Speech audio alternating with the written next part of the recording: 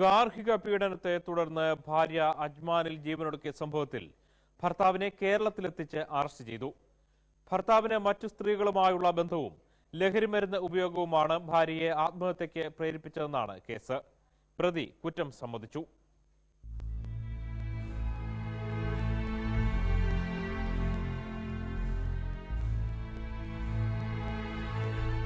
കോട്ടയം ഏറ്റുമാനൂർ പേരൂർ സ്വദേശിനിയായ Minu Mary George ജീവനൊടുക്കിയ കേസിലാണ് ഭർത്താവ് എറണാകുളം മറൈൻ ഡ്രൈവ് സ്വദേശി രാജേഷ് ഫിലിപ്പോസ് അറസ്റ്റിലായത്.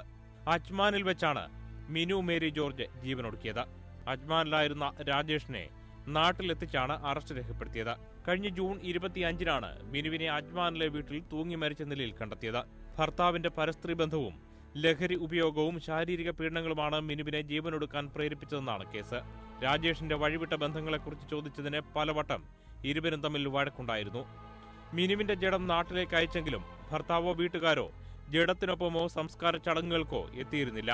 വിവാഹം കഴിഞ്ഞ് 1.5 മാസത്തിനകമാണ് ഭർത്താവിന്റെ പീഡനം മൂലം മിനി ജീവനൊടുക്കിയത്. മകളുടെ മരണത്തിന് കാരണം ഭർത്താവാണെന്ന് കാട്ടി മാതാപിതാക്കൾ ഏറ്റുമാനൂർ പോലീസിൽ പരാതി നൽകിയിരുന്നു. തുടർന്നാണ് പ്രതിയെ നാട്ടിലെത്തിച്ചത്. വിദേശത്ത് നടന്ന കേസിൽ പ്രതിയെ കേരളത്തിൽ അറസ്റ്റ് ചെയ്തിട്ടുള്ള സംഭവങ്ങൾ വിരളമാണ്. കോട്ടയം ഡിവൈഎസ്പി ബി അജിത്തിന്റെ നേതൃത്വത്തിലുള്ള സംഘമാണ് പ്രതിയെ അറസ്റ്റ് ചെയ്തത്.